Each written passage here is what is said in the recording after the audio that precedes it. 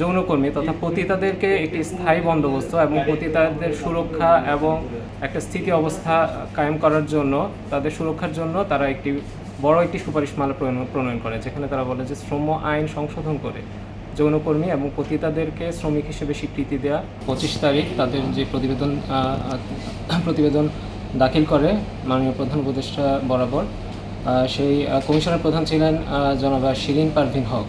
তাদের মূল যে প্রতিবেদন সেটা 313 পৃষ্ঠার। সেখানে মূলত কয়েকটি জিনিসের উপর তারা উল্লেখযোগ্যভাবে দৃষ্টিগোচর করেছে। সেটি হচ্ছে তারা হচ্ছে ব্যক্তিগত আইন এবং বিবাহ বিচ্ছেদ, ভরণ পোষণ সকল ক্ষেত্রে তারা একটি ইউনিফর্ম একটা কোড চেয়েছে, যেটাতে মুসলমান, হিন্দু, খ্রিস্টান সকল ধর্মের জন্য একই স্ট্যাটাসে একই রকম একটি আইন তারা করতে চেয়েছে। এবং তারা এখানে বলেছে যে ব্যক্তিগত এবং পারিবারিক আইনে ইসলাম ধর্মে তারা যে একটি বৈষম্যের একটা ব্যাপারটা তারা খুঁজে পেয়েছেন, তারা এই ক্ষেত্রে বৈষম্য বিলোপের চেষ্টা করছেন। তারা সরাসরিভাবে ইসলাম ধর্মকে এখানে নারী বিদ্বেষী একটা অবস্থানে তারা ইসলামকে দাঁড় করিয়েছে।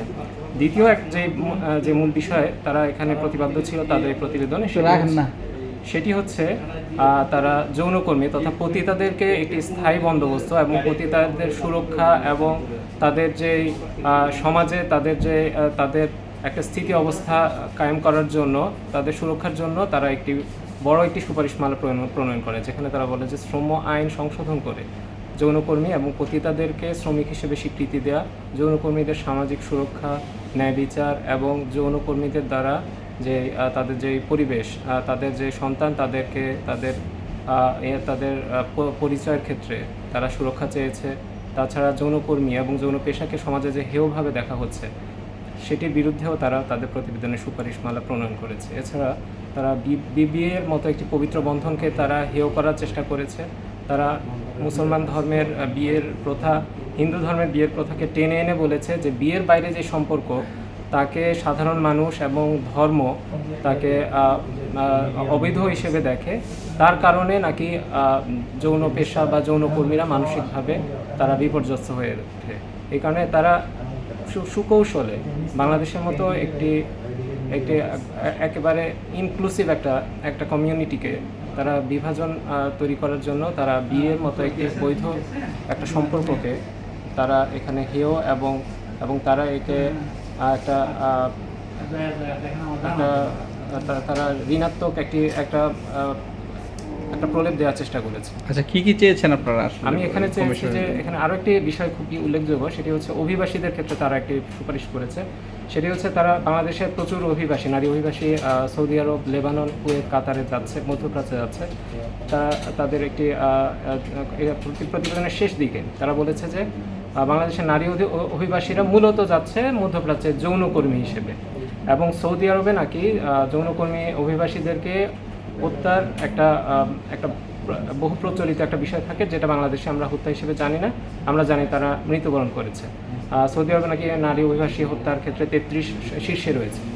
এইরকম কিছু প্রতিবেদন এবং প্রতিবেদনের মাধ্যমে তারা বাংলাদেশের অভিবাসীর যে রেমিটেন্সের যে বিষয়টা, এটার উপর আঘাত আনার চেষ্টা করেছে। আমার যে সুপারিশ এবং যে এর প্রণিধান চাচ্ছি যে ক্ষেত্রে, সেটি হচ্ছে এই কমিশনের রিপোর্টটি কোনোভাবেই গ্রহণযোগ্য না।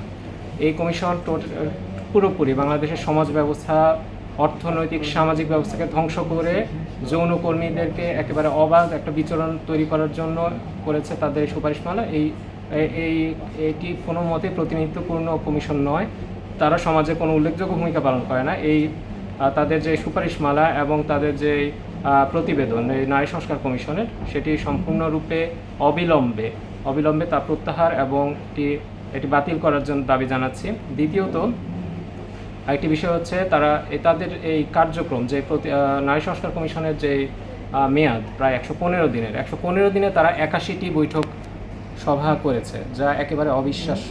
115 দিনের মধ্যে কোনোভাবেই 81টি এত মাত্রায় সভা হওয়ার কোনোভাবেই সম্ভব না। সম্পূর্ণ রাষ্ট্রীয় কোষাগারের টাকা আত্মসাৎ করার জন্য, অবৈধ বিল ভাউচার দেখানোর জন্য তারা এই কাজটি করেছে। তাই আমি চাচ্ছি যে কমিশনের যে প্রাপ্ত বেতন এবং সভা ব্যয় সব কিছু রাষ্ট্রীয় কোষাগারে জমা করার জন্য, এবং এই কমিশনের প্রধান শিরিন পারভীন হক সহ 8 সদস্যের পূর্ণাঙ্গ যে কমিটি, মোট 9 সদস্যের কমিটি, তাদের সবাইকে বিচারের আওতায় আনা হোক। এবং পরবর্তীতে যদি অন্তর্বর্তী সরকার মনে করে তাহলে এই সমাজের সকল স্তরের গৃহকর্মী থেকে শুরু করে গার্মেন্টস ওয়ার্কার, সাধারণ মানুষ, শিক্ষিকা, প্রাইমারি স্কুলের শিক্ষিকা, বিচারপতি এবং অন্যান্য সরকারি চাকরিজীবী এবং ডে লেবার, তাদের সবাইকে নিয়ে একটি ইনক্লুসিভ, একটি প্রতিনিধিত্বমূলক একটি কমিশন গঠন করার দাবি জানাচ্ছি, যার মাধ্যমে নারীর অধিকার এবং সুরক্ষিত হবে এবং এই যে অসামঞ্জস্যপূর্ণ প্রতিবেদন, তার থেকে আমাদের এই বাংলাদেশের মানুষ রক্ষা পাবে। একনল হ্যান্ড ওয়াশ 100% প্যারাবেন ফ্রি, তাই নিরাপদ হাতের জন্য আস্থা রাখুন একনলে।